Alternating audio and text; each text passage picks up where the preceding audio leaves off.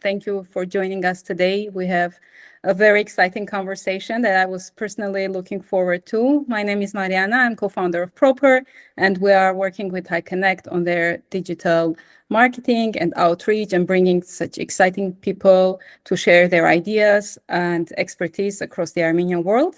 Today is our sixth event, and I'll go first over the agenda.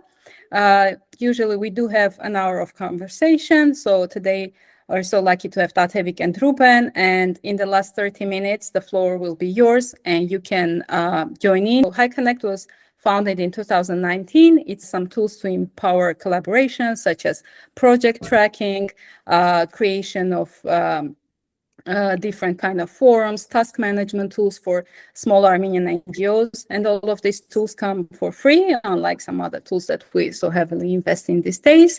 And you can also socialize through events, groups, and forums, and just a news feed.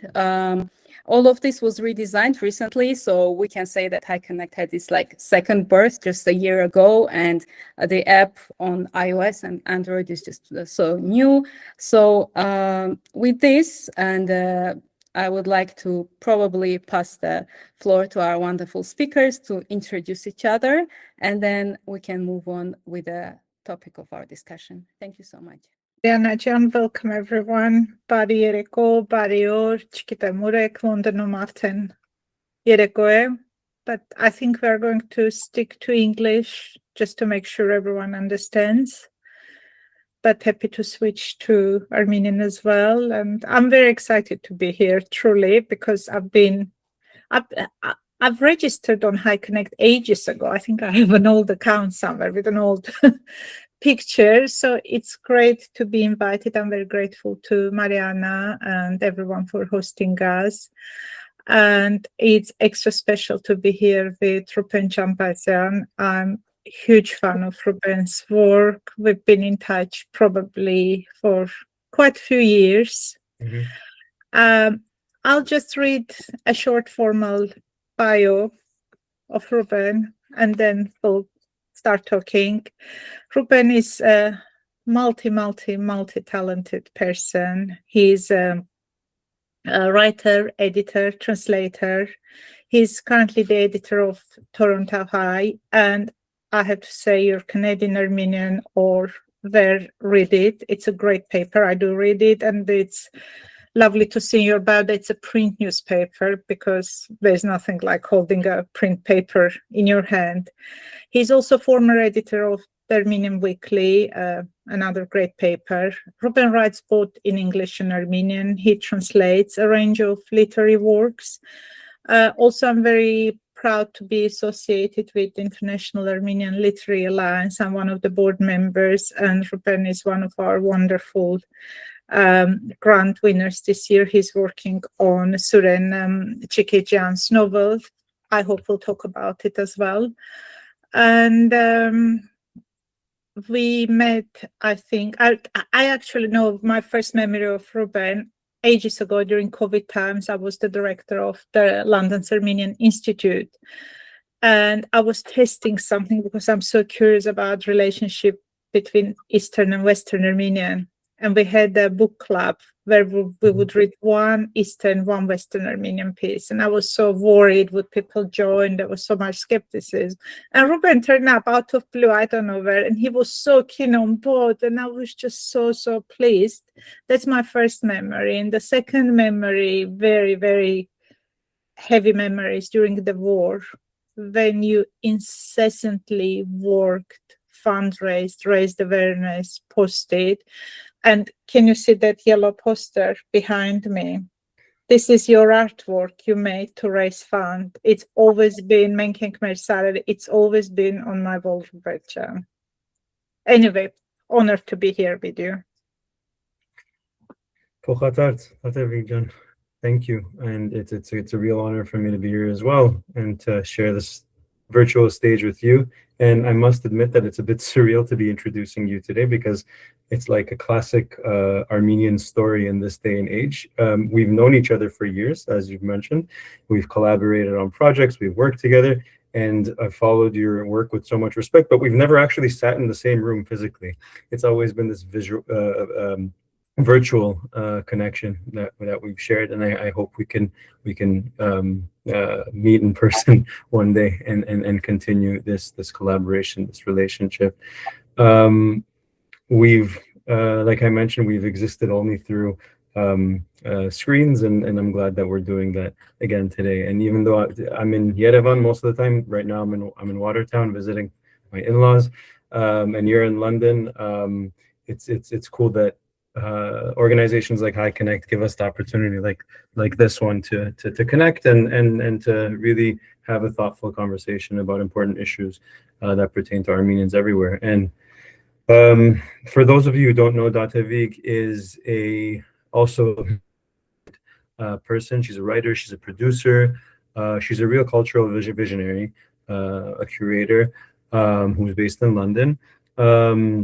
She is a writer-producer at Rebel Republic Films, and if you haven't seen her award-winning film Tanyel, I absolutely highly recommend it. It's a short film, and she's a producer on that. It's based on Tanya Larjan's life. Stunning piece of work. She's also produced the feature documentary Married to Music, which Film London actually recognized as the breakthrough film a couple of years ago, which is a huge deal in the UK film scene.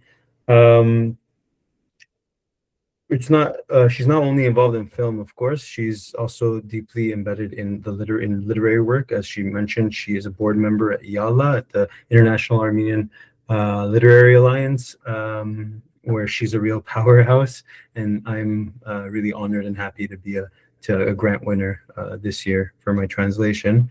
We can talk about that a little later on. She's also the co-editor of an incredibly special issue of Wasafiri magazine, which is, for those of you who don't know, is one of the UK's most well-respected major literary journals. And the issue is called Armenians, Elevation. And I just found out that it's actually their best-selling issue ever. So if you don't have a copy, make sure you find one. They're a little difficult to come by, but do try your best to get your hands on one of those. She's the founder and curator of the Armenian Film Festival in London, as many of you know, she was a longtime director at the Armenian Institute in London, where she really transformed how we think about Armenian culture and cultural collaborations in the diaspora. So Tatevik, I've really admired you from afar, and we've gotten to know each other through screens. But once again, I'm really honored to finally be in a nice virtual room with you. And hoping for a physical one in the near future.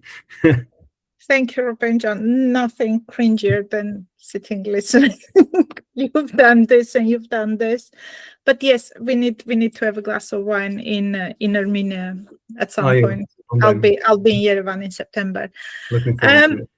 Can I start with a question, Rupen? You may. Okay, because when we were talking about this event and shaping how it will be, sure. And the title of an event when we're talking with Mariana came from all these definitions: Hayastantsi in diaspora and diaspora in Armenia.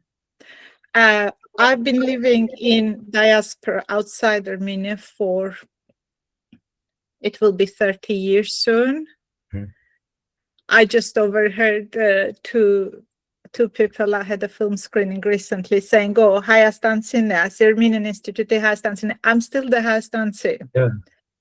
And I still talk about my friends. Well, however much I belong to diaspora, most of my friends are sort of traditional diasporans, let's call it. Mm-hmm. But I'll talk about them to someone else. I'll say, "Oh, Spyurkahayer, they did this." And it always confuses me where I am.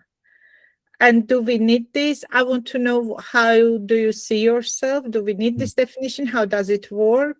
Is it incredibly conventional? Sometimes I just purely associate it with Western Armenian. Mm-hmm. My Barskahai friends are like, "What, we're not diasporan enough for you?" The Barskahais are always in limbo. Somehow, yeah. I'm not sure why. I want to know what you think about all this. Yeah, I mean, I think that that's an issue that we all deal with. I'm still very much a Spyurkahay for a lot of Hayastantsis in Armenia, even though I've been living there for 6 years, even though I'm a citizen of that country, even though we've thrown down real roots in that country. But those labels are a little hard to shake off. I think they do serve some sort of purpose, even though I don't like necessarily defining myself as one or the other. I will say that 6 years of living in Armenia, the novelty generally of being an outsider or coming into a new place really does wear off. And some truths reveal themselves throughout like everyday life. I will say that when I moved to Armenia, I wasn't necessarily looking for like a missing identity. I grew up in a very strong, robust Armenian community in Toronto. We have a very strong community life in Toronto. We have an everyday Armenian school up until 12th grade, which I was lucky to attend. The Armenian organizations are quite strong, forward-thinking. I think they are, for the most part, led by young professionals. I was really happy in my Armenian life there. I didn't really think of myself as a diasporan. I just thought of myself as an Armenian and a Torontonian, really, and a Canadian. But it was moving to Armenia where I really started feeling that difference and seeing how different we really are. Not necessarily between a Canadian and someone born and raised in Armenia, but from Armenians from all around the world. I started considering myself more and more Canadian the longer I lived in Armenia. For me, it was interesting that for once, living in Armenia, living a quote-unquote Armenian life wasn't something that I had to consciously sustain or protect or defend. And it was just something that really naturally existed around me. It sort of dissolved what I like to call the performance of being Armenian, even though it's not performative being an Armenian in places like Toronto. It might be in other places, but in a place like Yerevan, being Armenian is just fact of life. If I want to consume the news, it's in Armenian. My everyday interactions are in Armenian. Do I consider myself a diasporan? I don't like labeling it, but I very much am cognizant of the different culture that I bring and the different culture that is around me.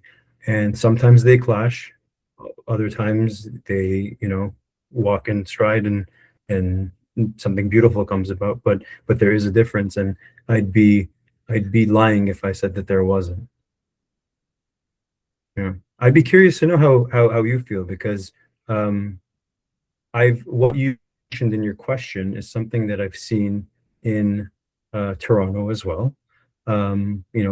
Folks who've been living there since the fall of the Soviet Union, who've moved from Armenia, are still very much labeled as Hayastantsi, and not necessarily in a negative way by any means, but that label does stick. How has that made you feel, being in London for the last 3 decades? You know what? I think about it a lot recently, especially because Hayastan, the government, let's say, not Hayastan itself, not the country, makes me angrier and angrier. So I'm not getting as nostalgic as I used to. There are two sides of it. I'm incredibly lucky to be immersed both in Diasporan and Hayastantsi culture and British culture. I don't have not only best of, but both words, the best of 3 words. And I have, let's say, the same Yala you mentioned. Most of my Yala colleagues are Diasporan Armenians, if I'm not mistaken. I'm only Hayastantsi there, which is great. But this also, this way we have as Armenians, the way of estranging, gotarelu Teveda, or Spyurkahayers, or Akhbar, so-called, Hayrenadarts. Hayastantsi or Soviet Armenian, even films we program at the Armenian Film Festival, people will be Soviet pamane teche. It's still a thing. It's not, you don't see as Armenian film, you don't see as Armenian literature, which is true. The magazine you mentioned, Vasafiri magazine, when we sent a proposal to the editors, they said, is this Armenian literature? And we had to explain, it was hard. There's no such thing as current Armenian literature, which includes everyone. There's a collection of Armenian writing. That's why I kept calling this a Jukebox magazine. And that's what mentioned, that's why the title of this event ended up being a Jukebox, because it's a mix of things. I'm fine being called a Hayastantsi or a Soviet or anything, as long as it's not a way of saying you're different.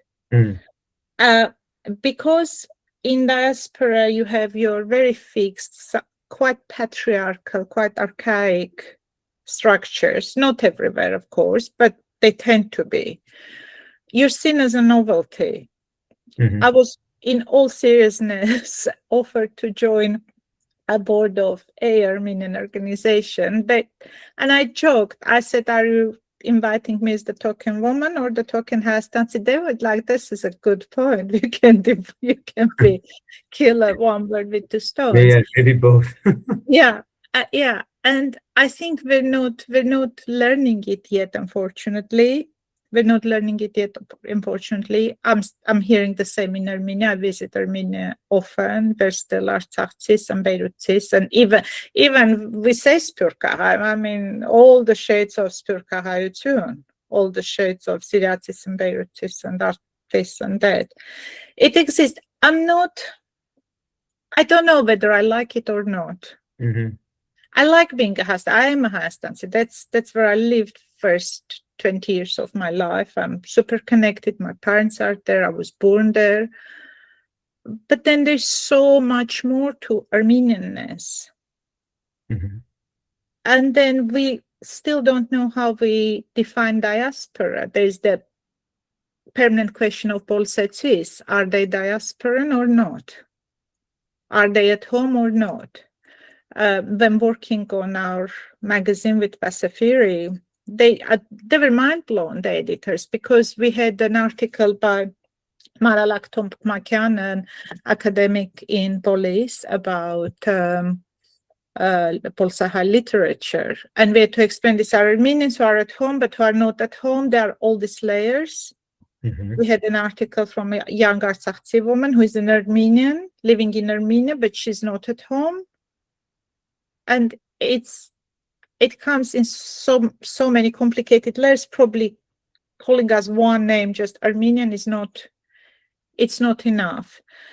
But I was thinking, I was going through some of your articles to prepare for this meeting, and you talk about your school in Toronto. And I had the huge pleasure of screening Tunnel in Toronto's Poem Festival in your gorgeous school building.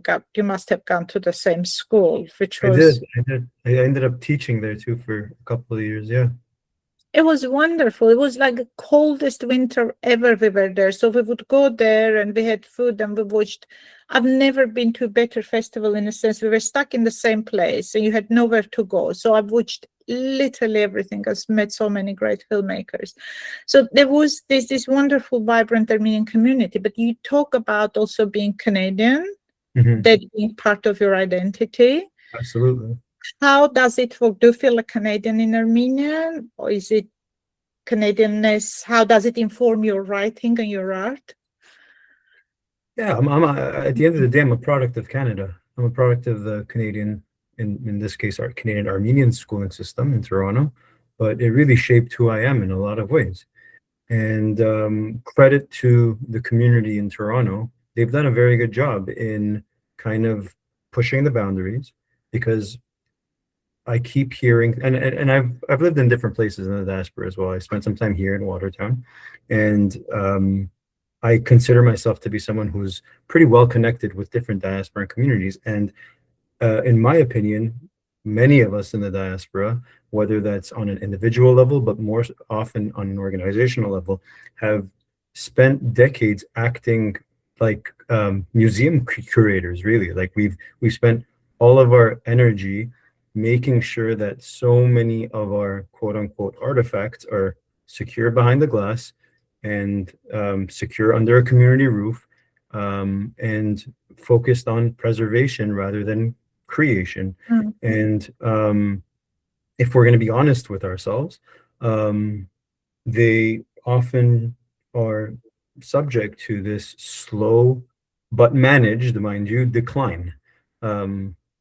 Whether that's language or cultural output or traditions, that's just the way that we've operated. And in Toronto, I feel like the community there and the leadership there, and again, I will stress here, it's a young leadership, folks who are born and raised in the country, oftentimes first or second generation Armenian Canadians, who have been through the system of these organizations, understood their shortcomings, understood the strong points, and really focused on those, and have taken steps and risks that many other communities haven't. And credit to them, that I'm a product of that, and that's what allowed me to move to Armenia and to feel so comfortable in my quote unquote Armenian self in Armenia.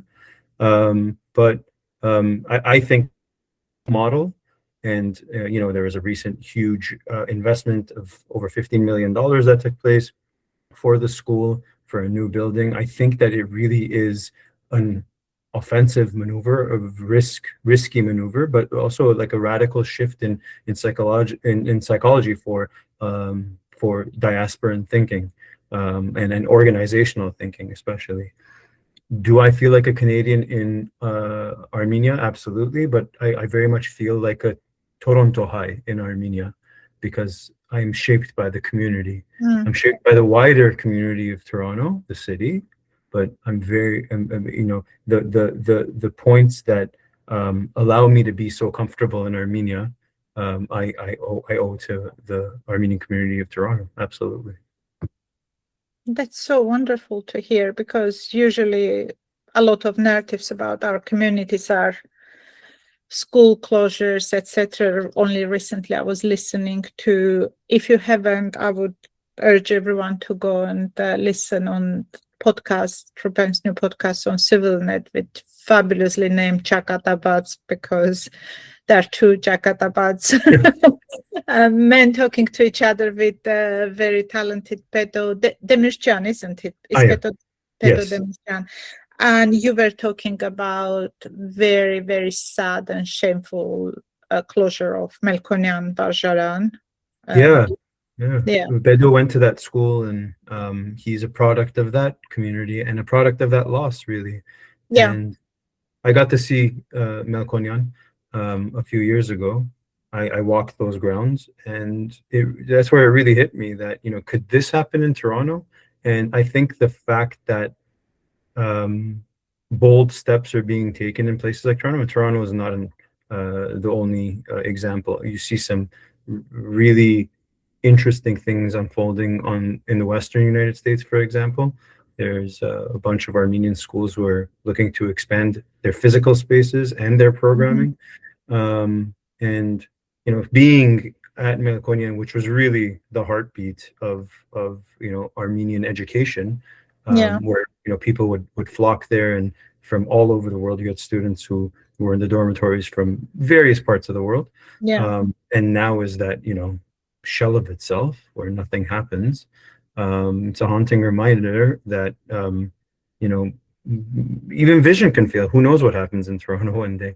But I think that taking bold steps whenever the opportunity arises is the most important thing, to be on the offensive rather than to be on the defensive and to be defeatist. And oftentimes when we talk in diaspora settings about things like language and nahanch, I think that it's important to take steps whenever we are so privileged to take those steps in places like Toronto. I don't want to talk about several communities that don't have that privilege and have existential crises that they're dealing with, and can't focus on those quote unquote luxuries today. But in places where we have relative safety, relative abundance, communities that have become wealthy over the years, I think bold steps need to be taken in these places. That's true. We'll need to learn from Toronto example, and I think I'm glad you're stressing the fact of just being brave, not to think. We tend to overthink as a nation. You have Inchkala, you have Askala. Yeah. They're highly pessimistic, and also having young people, that's very, very important, not being scared. But I think that, of course, not talking about communities which are in danger, in physical danger at this point. Looking at London, for example, which has very small, very, very fragmented community, tiny organizations here and there. I always think London's Armenian community is just map of Middle East and the region, because you have Parskahais who came after the revolution living here, and Iraqahais here, and Gibrahais here. Everyone has their little region. They came at a certain time. They go to a certain restaurant. But it was very scary to start Armenian Film Festival here last year. Yeah, I can imagine. Especially, we went with my co-curator, Kira Beka. We didn't want to go to where Armenian communities are. We went to one of the most central venues in London, Institute of Contemporary Arts. If you've been in London, it's fantastic, very cool, very sort of has a young vibe place. And I was terrified that no one will turn up, especially the first edition was in December, and there was a storm and tube closures, and we had fantastic attendance. We had sold out events, which just proved people want to come and see and socialize. And we had Soviet films, we had restorations, we had new films, we had funny films, we had heavy films. And Institute of Contemporary Arts loved it. They invited us back next year. So the year after, we had 50% more people. We sold about 800, 900 tickets, which is huge compared to, we have 20,000 is usually the number quoted for the whole of UK's Armenian community. And then incredibly, The Guardian found out about us, which was a godsend, because suddenly you're validated. Because all Armenian men who came told me of saying Inchu, Ilink Charir, Inchu Chizik Charir, which are the traditional places for the Armenian communities. Like, we have to come all the way to the center. We don't like to, we don't like traveling as Armenians. And suddenly my picture is in The Guardian. They're like, oh, suddenly you are validated by British press, which was fantastic. And it was, the Guardian article was very interesting because it's another proof of our sort of this jukeboxness of our existence. Right. Because I had a call 2 days before the festival from Institute of Contemporary Arts Publicity. They're shocked. They said, how did you get Guardian to know about you? I'm like, I have no idea. I didn't know they know about us. So lovely young man, a journalist, calls me. I gave them my number. He said, they're very confused about you as a nation. He said, like, we don't understand him. We have an article between art and politics team. Because one day there's war and displacement, all the drama. Next day you have Trump corridor, peace treaties, EU grants, now you're doing a festival. It's like, are your all problems sorted now? Are you doing a festival? I said, dude, how much time have you got? And he said, we talked a bit about politics. Mhm. He said, describe me what Armenian film is like. I said, there's no concept, as in Armenian film. Is it I said, one type of Armenian film? Yeah. one type, one homogeneous Right. style. I said, why don't you come to the festival, talk to all the filmmakers. If you find two filmmakers with not the same, but similar-ish backgrounds, I'll buy a glass of wine. In fairness, he came to all the days, to all the screenings, talked to everyone. He was lovely. Everyone fell in love with him. He was a lovely young Moroccan man. And he was mind blown. Because first day he came in with the film about Charles Aznavour, made by French people. Second day we had a Hayastantsi woman who lived in Beirut. Third day we had the Spyurkahayer from LA. Fourth day we had the half Jew, half Beirutsi. Fifth day we had the Gibraha. He was like, you guys are everywhere. yeah, that was the deal with you. But like you say, it was scary. It was scary to start the festival, but now we're going third year, and I have no doubts that it will work. People will come. They'll come and moan. They'll say, "Why didn't you show this? Why?" But they're coming. I mean, that's fine. I can live with it.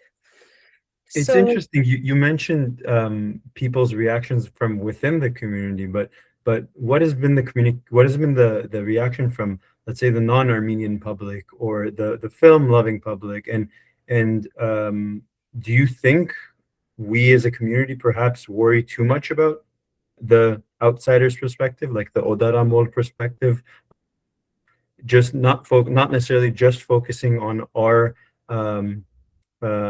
own output, but looking as to what others think about what we're doing? And how do you reconcile with that? We do that, and of course I do worry. I do think how it's, because ICA is well attended by non-Armenians a lot, and a lot of people at our screenings were non-Armenians. People just walk in, they're members, they're intrigued by something. Yeah, and when you're in prestigious venues like the ICA, I mean, that it sort of naturally happens. That's great. But yeah, I'd be curious to know what sort of reactions you're getting. People came, a few people kept coming back, which was great. A few people said, oh, we discovered this. We discovered that there were names they knew. They would know Parajanov. A lot of French people turned up for the screening of Aznavour, for example, because it transcends. Parajanov transcends. It was fantastic when we were curating last year, and we were in conversation with Tamara Stepanian. I don't know if our audience knows. She's a very, very talented French Armenian, originally Hayastantsi filmmaker, who made a gorgeous documentary called My Armenian Phantoms. But the ICA's film team, programming didn't even know we're talking to her, and they approached us. They said, we've heard there's this film. Can we screen? Can you get it? It was so wonderful, and we brought the film over, and ICA insisted it's shown twice. And it was completely non-Armenian. It was a film sort of for a non-Armenian audience. It's a film based on Tamara's memories of Soviet films, the Soviet cinema, but it's very sort of, it's almost made for a non-Armenian audience, which worked beautifully. There are things which are, you think, won't talk to people. Along with that, there's a big documentary center here called Bertedok House. And we screened Sarin Hayrabedzian's wonderful My Sweet Land, Donetsk about Artsakh, or I'm sure everyone has heard. A stunning gem of a film, and very deep and poetic and meaningful, one of the best documentaries I've seen in last years, made by a Diaspora woman about Artsakh. And it was sold out like this very quickly, and Berta added 2 more dates and 5 more days. Then in the end, we had like a run of 7, 8 screenings. And then after a few months' time, I went back to propose another Artsakh film about Emily Mkrtchyan's documentary. They said, of course, come back. because we had already set a precedent that people come and watch it, and we had lots of non-Armenians. So people do watch it, but I think there's a very interesting aspect here about how you're seeing about this, almost this colonial attitudes, how you place yourself. And when I was working on Vasafiri magazine, we talked a lot about it with my editor. How do we not become the Armenians saying, look at us, we're the first Christian nation, this is the genocide, this is, you know, how not become this cliche, also how not become so inaccessible, confrontational that it's not read. And Vasafiri was great in that way. They said, here's our platform. And we said, we're going to come and talk. And this is what I talked about in editorial. Like, we're talking about ourselves in our language, in our way. Take it or leave it or interpret it as you want. And I was just watching all the little videos of Yerevan's street crossings painted with carpet patterns yesterday. And I had to think of, it's almost symbolic gesture of like all the Westerners are coming, let's spread carpets under their feet. Painted carpets. Painted carpets. So no, it is interesting. You have to talk to non-Armenians, but you have to talk from a position which is not victimhood. Right. But also not confrontational. You just spell it out. That I think ownership is the right approach. You own your culture. You're confident in your self and your approach to culture, and I think that's the only way of being genuine. But to kind of bring it back to being the quote unquote Hayastantsi who's built this life in this world in London, do you feel like being in a place like London, which is a global hub for so many different things, including the arts, has allowed you to, let's say, explore your Armenianness and Armenianness, whatever that means in general, with, let's say, a freedom that would have been otherwise restricted had you stayed in Armenia, perhaps by social or political pressures back home? Like, is it easier to be the curator you are in London than it is in a place like Yerevan? Definitely. How so? Because I, in so many ways, I feel like Yerevan is so open and accessible.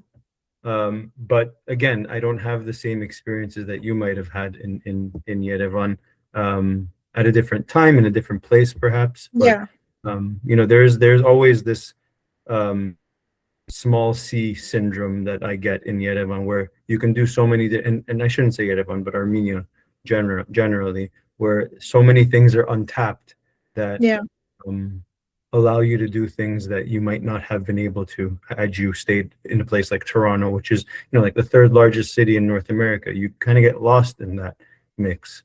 So I'd be curious to hear your perspective on that. I think you'd be just restricted, but of course things are changing and improving by just virtue of being a woman. I would have. Wow. Yeah. They are still a very perspective that I would not have. Yeah. They're still a very patriarchal society. I was,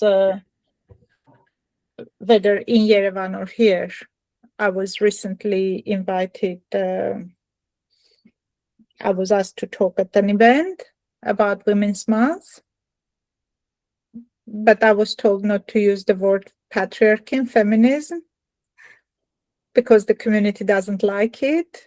I made sure I use them. Thoroughly, I use all the words I know. I'm not surprised. Yeah. Do you know what I loved being here, working in the art world? I don't know what I would have done if I stayed in Armenia. I left Armenia in '96. It was right after the first Artsakh war. The country was in a really bad state, and no curator ever got any money. Not that I get any money now either, but it wasn't a prospect. But it allowed me to immerse myself in diaspora culture Mhm. and explore my immense love of Western Armenian literature, which comes from my mom, really, in Armenia. My mom is a teacher of literature, and we read and loved Western Armenian poetry since I was a kid. It's in my blood, it's in my veins, and I grew up with love of Varuzhan. I had the huge privilege of working on a film about him. But I hope the attitudes are changing because we have more Western Armenian speakers and Spyurkahayer, and I don't like the word repatriates and Harenadars in Armenia. Neither. And I keep getting called on. Let's talk about it. But there's a stigma around it. Right. I've been asked, like, why you as a Hayastantsi got involved in a Western Armenian film? Why? We took Tanel to Golden Apricot, and Tanel Varjan's name, if you're Western Armenian speaker, our audience will know, is spelled with an E in Eastern Armenian. It will be spelled with a Y. And the Golden Apricot team kept insisting that it's a spelling mistake. I said, it's not a spelling mistake. It's how Tanel Varjan himself wrote his name. They said, but it will confuse people. I said, good. Let them be confused and stop and look and question, like, why is it different? Right. I'm sure I don't think anyone would have been like, what does it mean? People would understand. But here I'm freer to do it. And I learned more, I read far more, it opened my eyes to more, because Western Armenian literature, which I had, especially in Soviet times, and was published then, was very canonical. Our genocide martyrs was Varjan, Rupen and Zohrab, all dead. And suddenly here I discovered the main group and Shahan Shahnur. I discovered Zahrat. I had no idea about Zahrat growing up. And then now it's one of my favorite poets. It allowed me to find a part of my heart in literature, which I don't think I would have had access in Armenia, however weird it sounds. I don't know how your relationship has been with Western Eastern Armenian literature, because you're a literate person. You mentioned Tanyel or Daniel, how it's pronounced in Armenia, being spelt one way or the other, and I've experienced that, myself. Oftentimes, because I spell my name the way I've learned to spell it in traditional orthography, I've been asked why you spell your name incorrectly, and that's obviously not the case. But to hear it from a passerby is one thing, but then to hear it from, say, the Ministry of Culture, for example, where I had to sign some paperwork, Ministry of Culture and a bunch of things now. It's not just culture, but to save time and for the convenience, I passed along my national ID card. And as a citizen of the country, I can choose how I spell my name. And I've spelled my name the way I've spelled my name from when I was a kid. And the first thing that the representative there asks is, why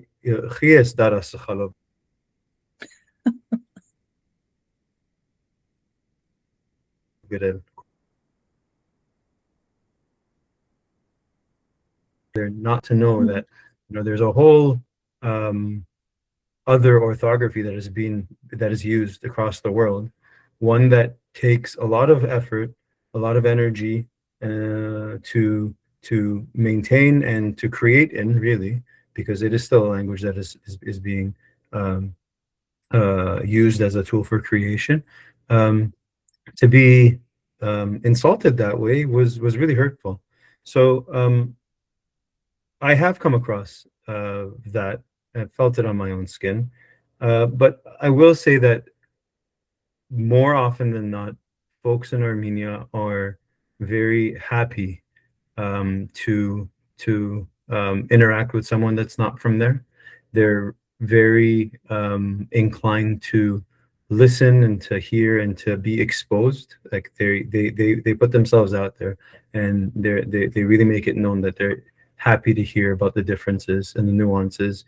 And the negativity over the years has decreased, I will say. The first time I visited Armenia was in the year 2000, and the Armenian that I spoke, more often than not, would be met with just, if not, definitely not indifference, but just confusion. And that's not the case. Now it's just almost like I can speak my dialect and I don't speak Eastern Armenian in Armenia. I speak Western Armenian. And I'd say 90% of the time, there are no issues when it comes to being understood or getting my point across, which at the end of the day, language is a tool. So if push comes to shove and that last 10% I need to switch, I will to get my point across. But I think that by switching to Eastern Armenian, which a lot of Western Armenian speakers do, and that's a choice, and that's a personal choice, and I respect that choice.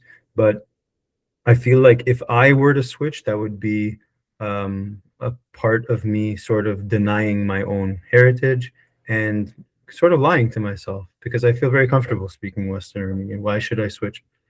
So I think that for those reasons, I've kept my everyday language in Armenia is pretty much Western. That's wonderful. No, that's wonderful to hear. And I hear more and more Western Armenian when I'm there out on the streets in restaurants, whatever. But what about sort of institutionally? Because I feel institutionally, I keep a close eye. I don't see much change. I'm in permanent bickering with our Diaspora High Commission. Because when it was founded, it was a minister, I think, then became. They announced a website, which looks amazing, in Eastern Armenian, in English, and Russian, and I emailed them. I think they blocked me now. I'm emailed them, bothered them so much. I'm not surprised. Like, how can you be the Diaspora High Commission not to have a platform in diaspora's main language? It's complete nonsense. And what upset me last October, I think it's every year, there's the big diaspora conference in Armenia. Right. And it's lush, and there are wonderful people there, and creatives and filmmakers and whatnot, and a lot of friends of mine. I don't want to offend anyone. So, and I do keep an eye. And last year I realized they have these gorgeous receptions, wine receptions, champagne receptions. They have highly professional photographs. And the captions are English, Eastern Armenian, Russian. So I messaged them. I said, surely you have enough money to pay someone $100 to translate this caption. Right. And I bothered a few diasporas in Western Armenian speaker friends who were there. I'm like, speak up, you're there. Mm-hmm. And they were like, that's list of my problems. We're here as diasporans in Armenia, while clinging, just having the language as a nominal thing, which I don't know. I think I feel if an institution calls itself Diaspora High Commission, and not only that, language institutions, our Sireliaska in Krataran will make a post about Daniel Varojan's birthday, but out of respect, make it in Western Armenian. While I think people will talk to, I'm very happy to hear that. Institutionally, I feel there isn't much change, and I don't know, can anything be done about it?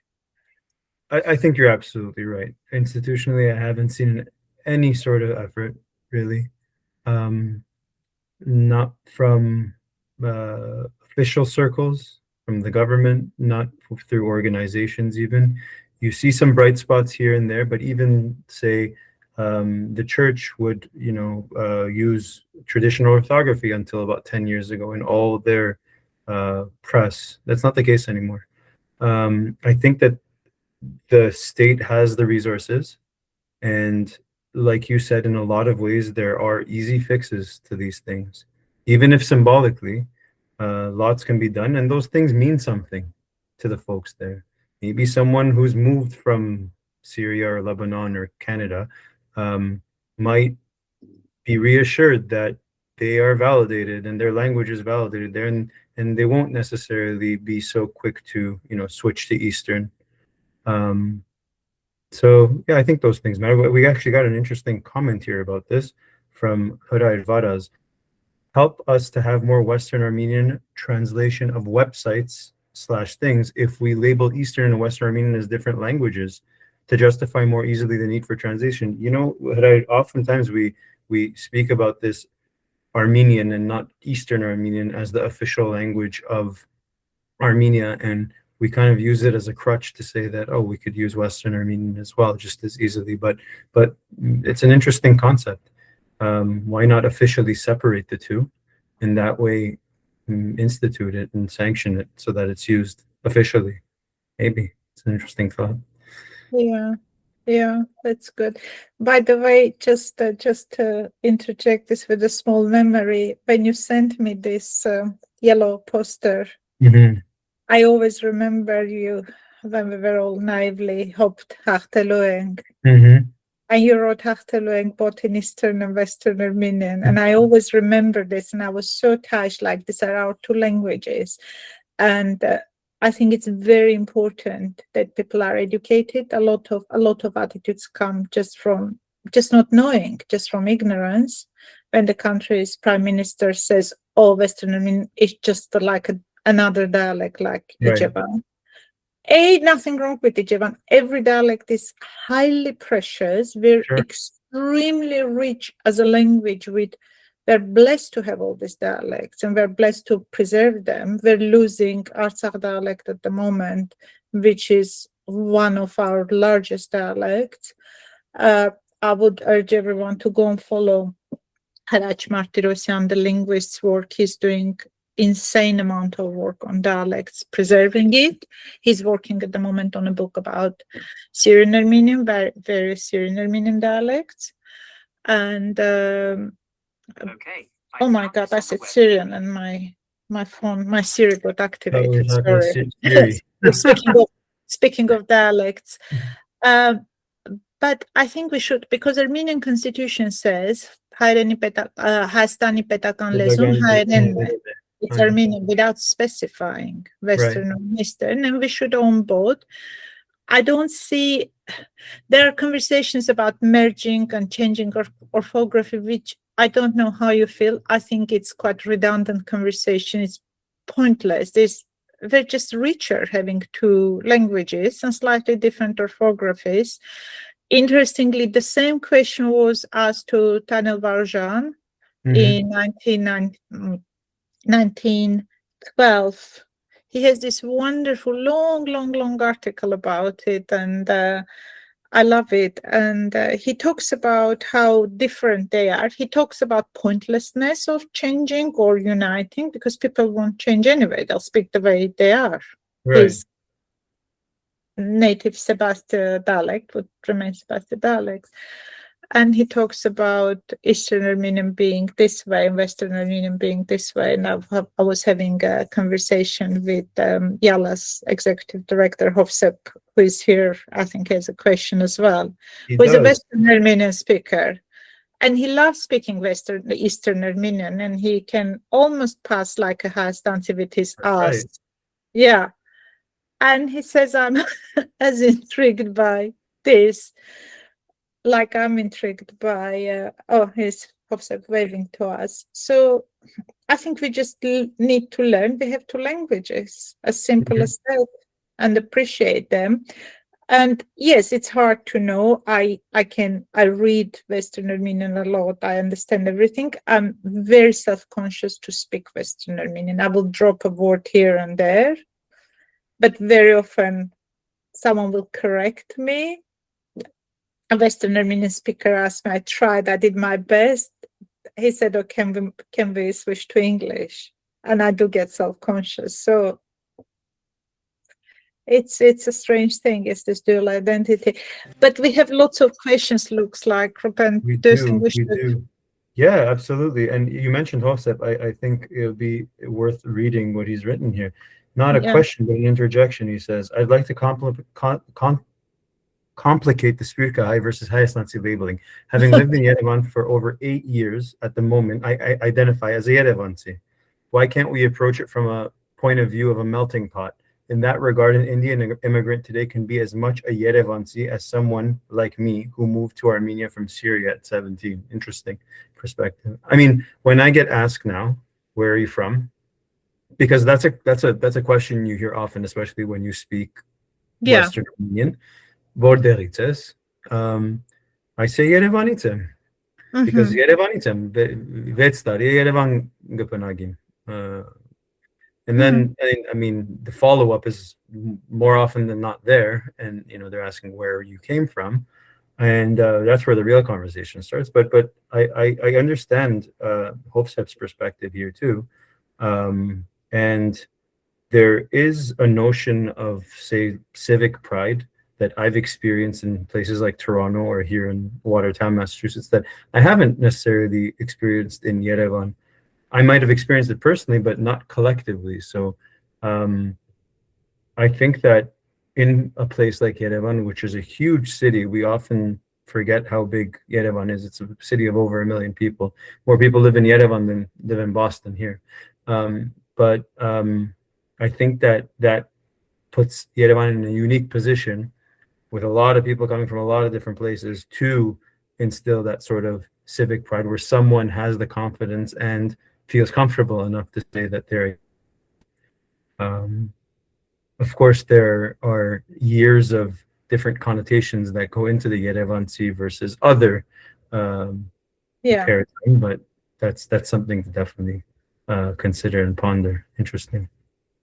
Hofstad, I do admire your open-mindedness and willingness, and he writes this from Buenos Aires, mind you.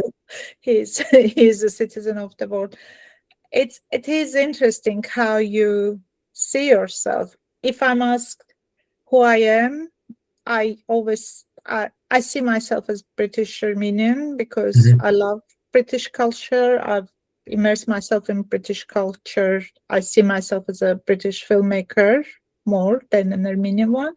My son, who is 23, born here, and he visited Yerevan only for a few weeks every summer. When he's asked where is he from or who is he, when they see it's an unusual name, he's Grigor Barsaghan, he always says, I'm Armenian. He never mentions Britishness. He sees himself as 100% Yerevansi. He will pick up Kartu accent like this, and that's how he feels. So it is interesting where we place ourselves when we feel safest or richest. I don't know. It's a funny thing. But if we go up, I think we had a question from Sevan, who says, I've heard you use the term survival for diasporan communities. Things are in a constant state of change. As things change to the negative in a place, how does one navigate the survival, stay versus prosper, move dynamic? Do you want to address this, Rupen? I agree that these things are in flux. I mean, communities around the world that have once prospered are now, Armenian communities, of course, are no longer there, simply. So that's something to consider, definitely. I don't think a community should ever become what we call in Armenian inknanabadag. I think they should serve some sort of purpose. And I think that a lot of things changed post-1991 after the independence, the re-independence of Armenia, where after 70 years of very little and very limited interactions between Armenia and communities around the world existed, Armenia opened up. And in a lot of ways, I feel as though those communities that are somehow connected to Armenia, I'm not saying that everyone should pick up and move to Armenia. I don't believe that. But those communities that actually have a tangible connection to Armenia will be the ones to quote unquote survive, if you want to label it as such. And I say this in terms of language usage, in terms of traditions, culture, in these sort of places. And of course, the environment matters.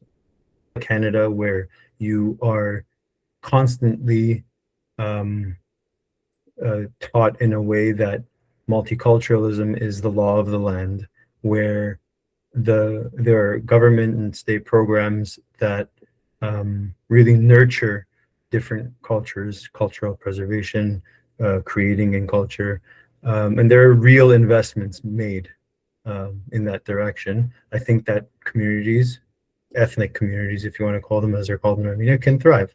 But in other places where they don't have those luxuries and they don't have those privileges, they can struggle really. But I think that connecting to Armenia, and of course, I would like to see leadership in Armenia reciprocate and really foster a healthy relationship with the diaspora, because that's something that I don't think is happening today. I think those will be the ones that quote unquote survive. Yeah, that's my perspective. It's very much for me. There's a distinct line between pre-91 and post-91 when it comes to this. Yeah, I agree.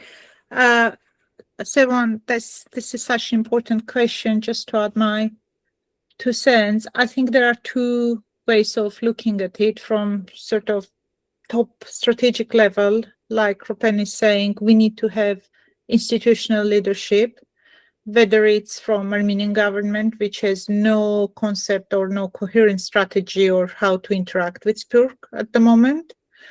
And also, we don't have leadership in Spyurk. We have it's all parties sort of have served their purpose. There's an organization here, AGBU there, and a small cultural organization there, and church here. I mean, your lot in Toronto are a shining example of a good, healthy community.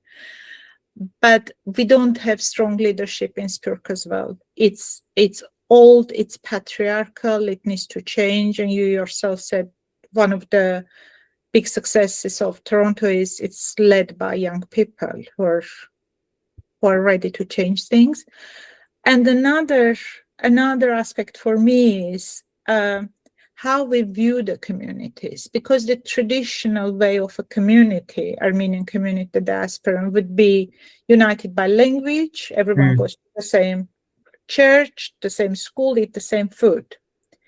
But these boundaries become looser and looser and looser. And I know so many people around me, wonderful people who feel very Armenian, who care as much about Armenia as you and me, but maybe they don't speak a word of Armenian because their circumstances have been different, or their connection has been just a pot of dolma made by their grandma.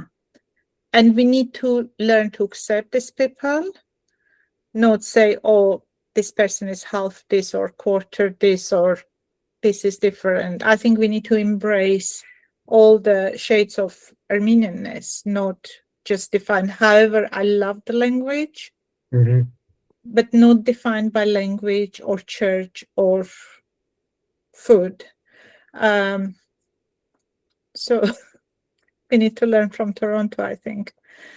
And Toronto has its downfalls as well. I mean, it's not just peachy over there. I mean, but this is a struggle that the community does try to overcome on the daily.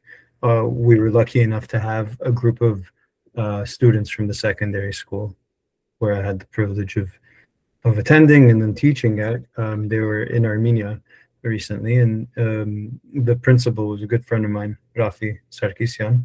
When you mentioned that he was on the podcast, he spoke about all the sacrifices really that the community also has to make in order to make these things happen. I mean, it's not an easy path by any means. It's a lot easier to kind of forget about the whole Armenian thing and move on, but it can turn into successful stories if it's done properly, of course. No, definitely. The comparison you made about Toronto just opening a school and Melkonian being an empty shell, it's very poignant. Lily, I think we have a question from you. Do you want to read your question yourself?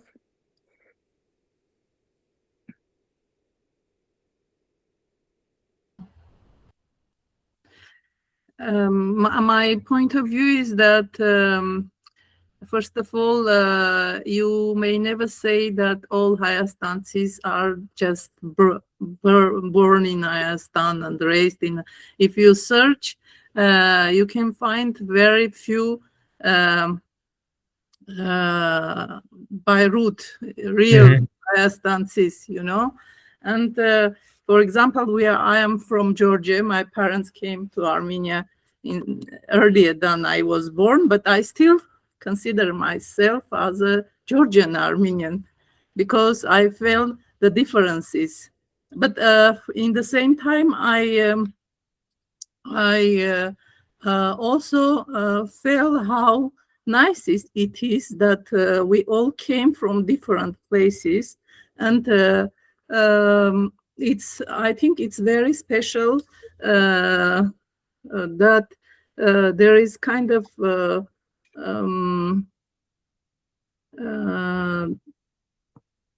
not only tolerance but love to everyone who is coming to Yerevan, because we know different cultures. We are from different cultures, and I think my question was mainly about the strategies which can be taught to turn all these differences into the wealth.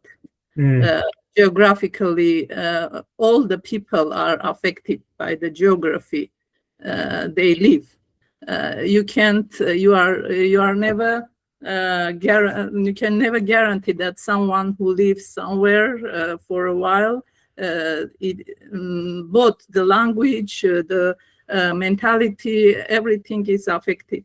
But after all, I am completely agreed with you. If there is a right leadership and institutions, this can be turned into huge power for Armenians. This knowledge, which they have, common knowledge of worldwide knowledge, you know, and we could gain a lot from this dispersion, how we are spread all over the world.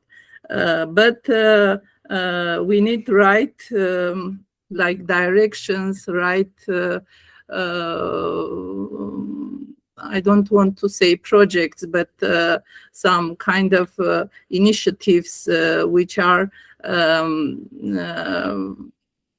bringing all this as a palette, colorful palette for our nation, who is open to everyone, because they in their DNA they have like understanding of the whole world.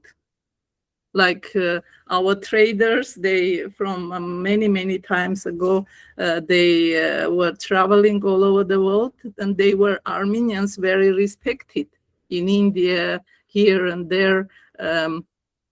And there was no difference where you are. You are Armenian. It's a kind of brand you have.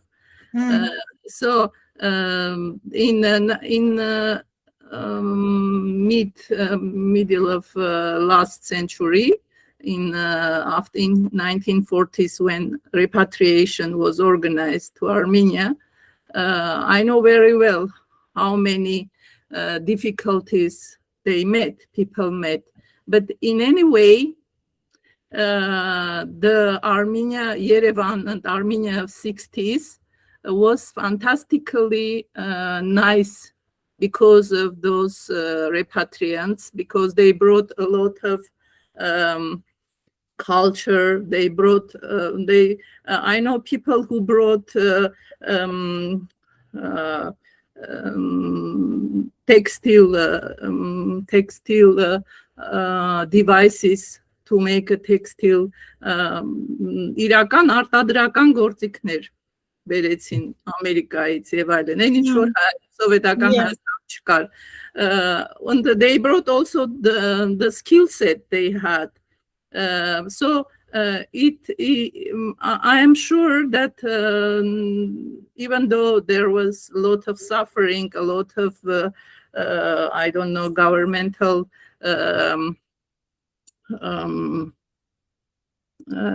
crises, which people suffered a lot, but in any way, I know that most of them were happy to be here and happy to invest their life in bringing up Armenia. So because and even in 90s, I know many people after independence in 1991, Armenia was not the nicest place, but first investors, I know personally many people, Vartkes Barsam, first of all, he was the first investor in Armenia, one of the founders of AUA.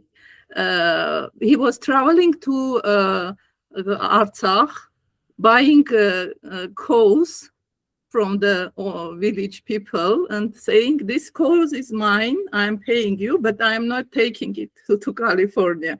But don't touch this code, don't cut it, but just you. So he had a lot of, everybody in US telling this man is crazy. He's going, he left all his wealth and going to under the bombs and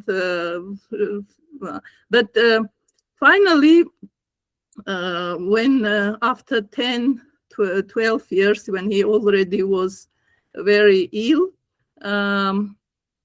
there was a gathering here, and when everybody whom he helped came in, Yerevan Polytechnical Institute, AUA, rector, and everyone who was telling how much he did during these 10 years. And after all, his family, his children who couldn't stand what is going on with their father, they said, Father, you spent your last 10 years in the most effective way. So I know that repatriation, it's painful. I still have, when I am dealing with many issues, I still have mentality difference with different Armenians from different regions. But in any case, if we look on the larger scale, it's much more effective to be here in Armenia than anywhere else. Yes, and one day when you are looking back, you can evaluate the time you spent and the results you have. It's really. I am more tend to search for the instruments, how to do it, how to use this hidden power we have, not to turn it into the differences which are separating people. Yeah, if I can address this quickly, I know we don't have much time. I mean, it's great to hear you so positive and optimistic. I'm probably more pessimistic and grumpier about it because we don't have a great track record of welcoming people. We might welcome an investor, and we had wonderful people from Spyurk supporting Armenia, which was much appreciated, like you talk about. But let's say for my magazine, we did a huge research into, I really don't like the word repatriation. Rupen, you have to find a better word for it. And all the sad stories. And actually people bringing all these machines and sewing machines and everything confiscated and then being sent to gulags. Yeah. There's a whole article about Gulag literature.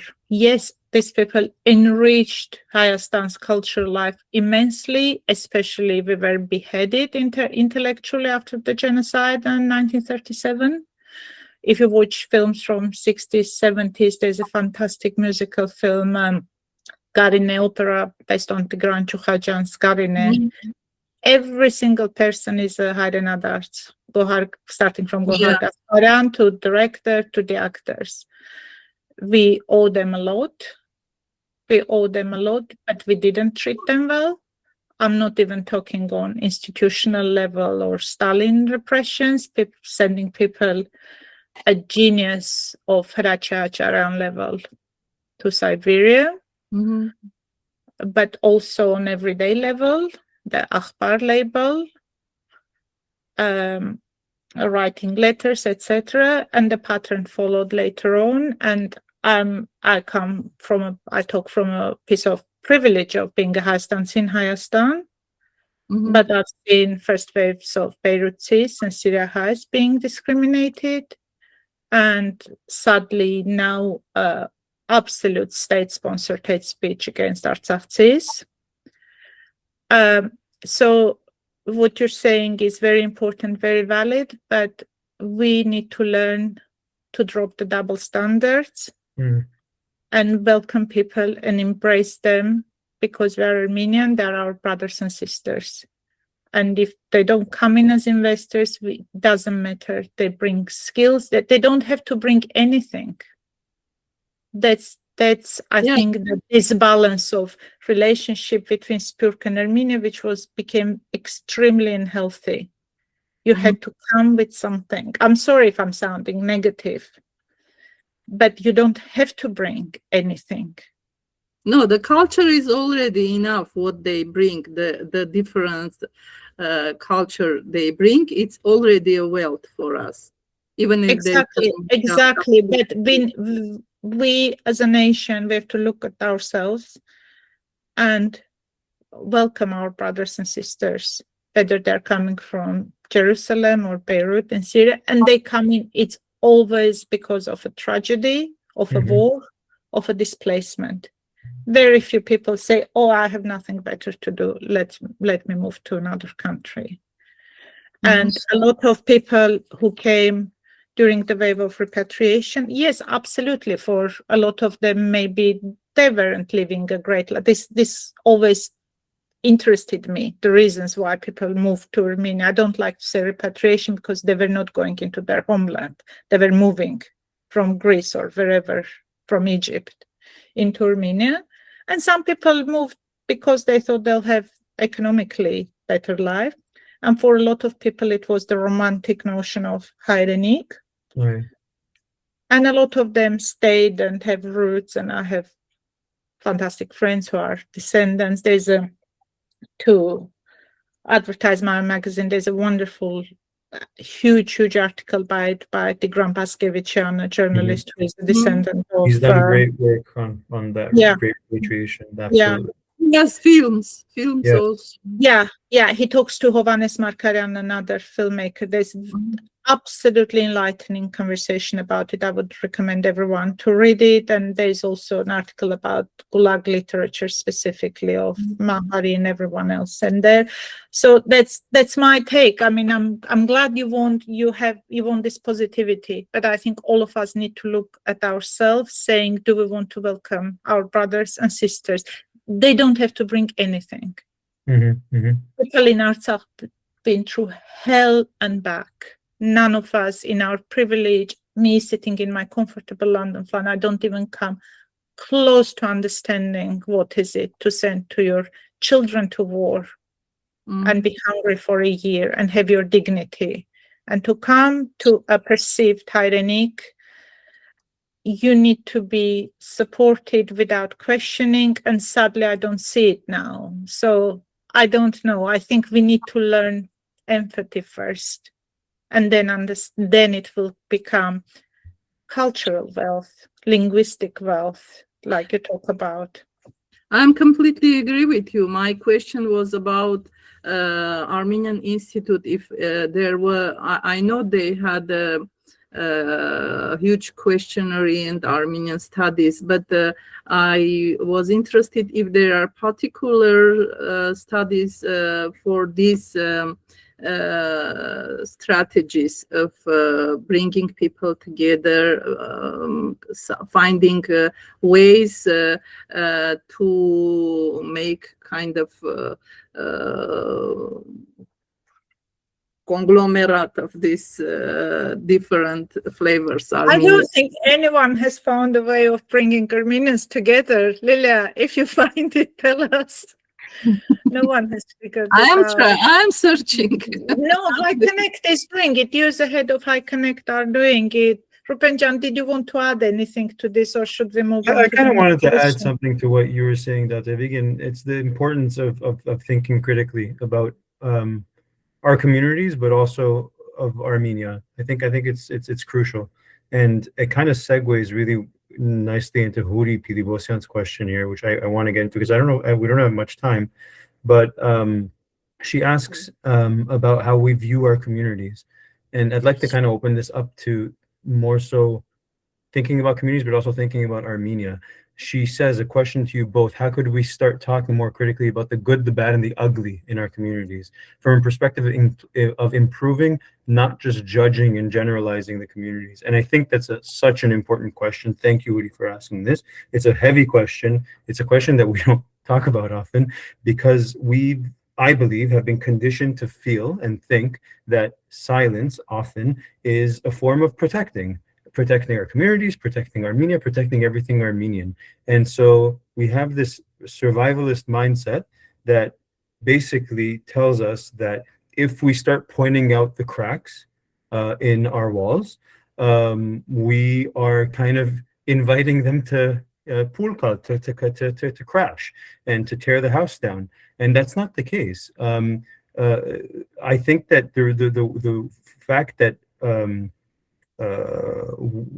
we can talk critically about our communities, point out the good while also talking about the bad, of course, without making it into a bash fest. I think that it could pay dividends in the future. And I think the most important thing to consider here for this is to be honest with ourselves first and foremost. We're the stakeholders, and if we're not honest with ourselves, then we lose out on any future success, quote unquote. So we need to move away from the idea that criticizing something that you love, like a community, like a country, is a form of betrayal. In Tagaraga, it's the contrary. I feel like the real betrayal would be watching a community fail, watching a community center or a school fail, and not saying anything about it, not acting upon it, just to keep the peace, so to say. So I think that like honesty is the most important aspect here.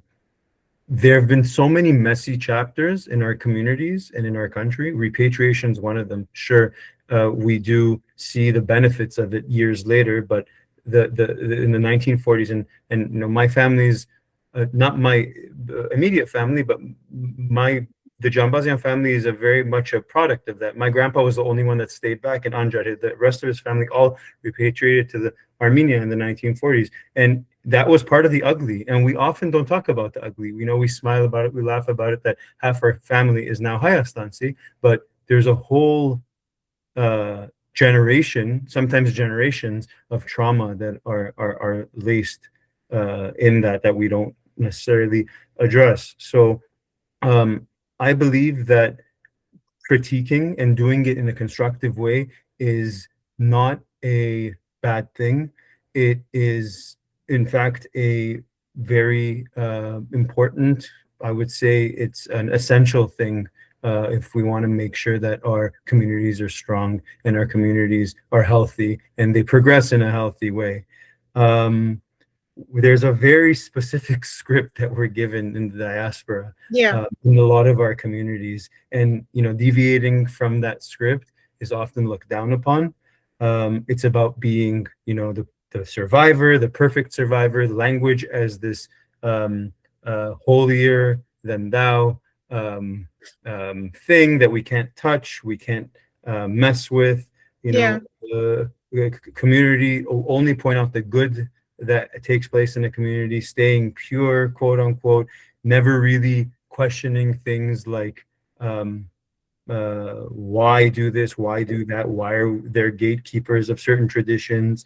But I really think that that script is slowly exhausting, and people eventually just walk away because they're exhausted from it. Yeah, I agree. So, I agree. The good I old. think that it's important to be critical, but it's important to be critical for a reason. So the constructive criticism is imperative in our communities and in our country.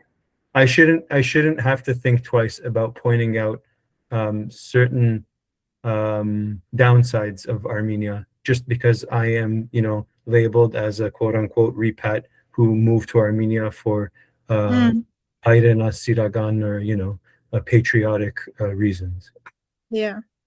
No, it is really important. It's the notion of Amot rules so many parts of our lives. Like, we don't talk about this, we don't talk about this. As a woman, also someone who is very involved in cultural sort of affairs of diaspora, you won't believe how many times I would be silenced from different people saying, don't talk about this Amote, don't bring this up, Amote. In our film in Tunnel, which you have kindly mentioned earlier, there's a small episode. If you've watched it, you must have noticed it. There's an Armenian Davajan who is reading the arrested intellectuals. And it's a part of our history. These episodes have happened. But which was director Scar-Barbarian's decision to include that, because we have Davajans amongst us. We still have Davajans amongst us. But I've seen so many people being uncomfortable by it because we want to romanticize our history. Everyone was a hero and no one did anything wrong. So no, it is, honesty is a good thing. I think we had another question from Harada I want to answer before. Yeah, I'll read it and maybe you can start. Yeah. How do we incentivize Armenians, both in Armenia and the diaspora, to focus on physically doing the Armenian cultural crafts? Oh, interesting. Carpet weaving, duduk playing, poetry writing, shurchbar dancing, versus being satisfied by just painting a crosswalk carpet or watching, listening to music, dance. Great question. Right, thank you. Tatevik? Can I start answering this, because I feel like I've been overly negative because I'm positive about this? Well, Harad, you for one are doing this. You're reviving Western Armenian in your poetry in so inventive ways. I would urge everyone go and look Harad and his exceptionally exciting poetry up. And it's funny, it's hilarious. He is hilarious. I'm a big fan. Last month, with a colleague, friend of mine, with Olivia Melkonian, just because we started a little project called Armenian Heritage Campaign in the UK, because it's happening in the US, we thought, why don't we do it? And one of the most sort of surprising parts was how many people, young people, a lot of young people got involved in sort of crafts and creating thing aspects. We had maps of Western Armenia, people recreating maps on Google Maps. We had actual shurchbars. You'll be happy to hear that. We had embroidery lessons. It was things, I think you mean, that are engaging others, that are group activities. Oh, we had a great cooking event. Even a film screening, getting together, being in a communal setting. I think people miss that. The painting a crosswalk is just a performative action, which is done for, I think, Macron's benefit in Hayastan. But I've been very gratified to see that. If you look on Instagram, Armenian Heritage Month, it's within a month we created a community, 700-800 people, and lots of young people doing things, which was just wonderful. Yeah, I've been following from afar, and I could say that it's pretty remarkable to see. Huray, I think that's a great question, and as someone who's been living in Armenia for the past 6 years, I've been seeing a lot of that come to life in front of my eyes while being there. In Armenia, the things like learning Armenian dance, or doing some of the traditional things that you mentioned, it's not so much a duty because everything around you is Armenian, so it becomes more of a desire. So I've said this in the past, and I will say it again, that like one of the biggest killers of cultural participation is this notion of preservation. So the moment you tell like a 20-year-old in London or in Toronto, let's say, or in LA, that they need to, I don't know, learn how to weave a carpet because that's the way they're going to save the culture. They need to learn the language in order to preserve the culture. They need to learn this dance in order to, because it is their patriotic duty to do so. You've already made it into a chore. And when you make something into a chore, it just feels like homework, and it doesn't work. You need to flip that narrative, and you need to show that these things are actually fun. If we want to people to do the actual physical work, we have to stop treating it like these crafts are like a moral obligation. They should be viewed as something that makes life better. I see kids from the diaspora and from Armenia go to the same Friday night dance lessons in Yerevan because they want to, because they feel like that dance lesson makes their life better. It makes their life more interesting. And it's no longer viewed as this chore that you're told to as a kid, as a very young kid, made by your parents to go to the Armenian Center to dance. That's important too, and it serves a function. And I'm a product of that, and I'm happy that I went through that. But especially when these kids are growing up and they're becoming teenagers and young adults, you need to transition from something that is a moral obligation, like a moral duty to save something, to preserve something, to make it a choice, something that is desirable, something that is cool even. And I think that there are your translation projects are an example of that, because you're a great translator currently working on it. It's not, but I know it comes from your love of writing and your love of language, and the same way with Yala, we cultivated this group of I'll be correct if I say they're mostly younger people who won the grants, like Rupen. It's also a craft, isn't it? Translation is such an important craft.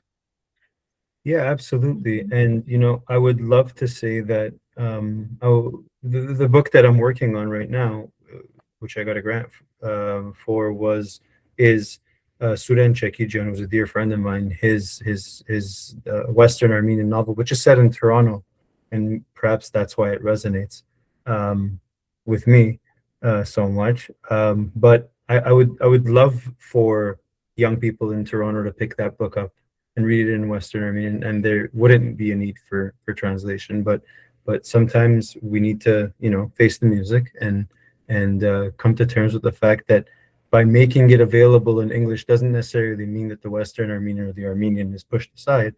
It's that this opens up this specific piece of literature to a new set of eyes, hopefully prompting that young person who reads it, enjoys it, falls in love with that book, to go back to the Western Armenian version, to read that version.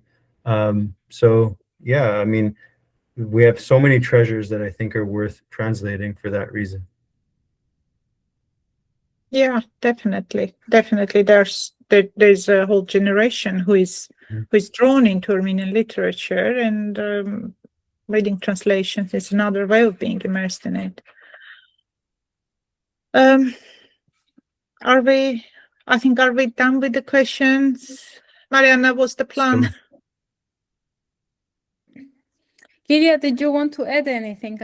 I see your hand. Yes. Yes, I just wanted to add two points. I have to step back. One is about criticism. I think it is also privilege for Armenia, for us to criticize, because you can't criticize when you live in abroad. The countries which are already set up. Usually you go, it's a US, it's a Europe, which is already set up, or even if it is Eastern countries, you are not very invited to fix something there or criticize or make differences. But it's a privilege in Armenia to criticize and to make things better, to fix the things, and it's like your home. You can hear it. It reveals what is your home and what is not your home. Where are you allowed to make difference and where you are not so welcome? You know, that's my point of view. Because why I am telling this? Because when I first went to US about 30 years ago, I was very surprised. A family who hosted me, they were very satisfied with they had reached our American dream and everything, but their children were unhappy. They said, there is nothing to fix in this country, and we are not allowed to fix something here. That's why we want to come to Armenia. Of course, I don't know if they came, if that was the first and last time I met this family. But it was very strange for me, because usually what is difference for me when I go to Moscow or to US or to Europe, that I'm not allowed, and I will not dare to say someone in the transport or somewhere else, you are not like sitting, you are not doing something wrong, you know. But here I can do that, because I felt that this is my home. This is my this is a privilege to criticize. So we not only we have to criticize, but we should criticize, and it's a very important thing which we can do only in most of all in Armenia, and we can like our children can gain, our generations can gain from that critics. But in abroad, at least what is the my discomfort I have, that I can't change something which I don't like in that countries, but here I can change, and I want to change, because this is mine, you know. So that's my point of view. And another thing I wanted to say regarding learning both languages, Western and Eastern. During my school years, we were learning both literatures, Western Armenian literatures and literature, and Eastern Armenian literature. So that's why for me Western Armenian sounds very, very nice and very familiar. Unfortunately, after these independence years, we had a great fortune to have law for education in the education only in Armenia. That was the main, I think, and only the biggest thing we gained for the after independence, that there was not allowed to have education in other languages. But for later it was somehow changed, but we still have that law, and that fantastic. But I'm not sure if they now learn Eastern literature in schools as we did in earlier. So I think the best way to learn both languages is to read both literature, to know Seamanto, to know Ruben Sevak and everyone.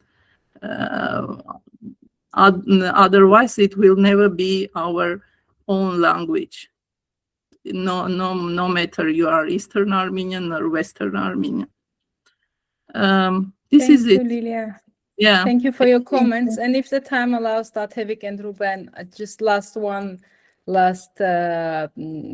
comment or question from Caro, as I see his hand raised. Thank you.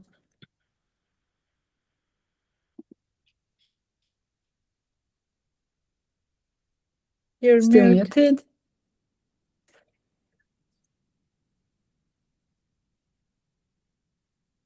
Can you hear me? Yes. Yes. Yeah. Technology. And apologies, I wasn't here from the beginning of the call, had another meeting. I think Lilia raises an important point, and I think it's a contentious issue for me, especially. This sort of belief that unless you live in Armenia, you don't have a say.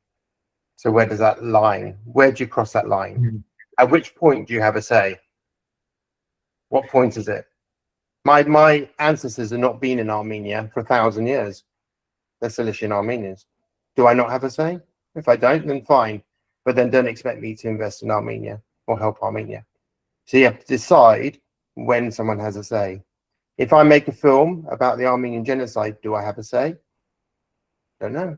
So it's a very important point, and I think unfortunately it's used as an excuse. I had got into an online row with someone during the Artsakh war. It was a person who was saying they had dog language. And then their answer to me for saying that you shouldn't say things like that is, you don't live here, you don't have a say.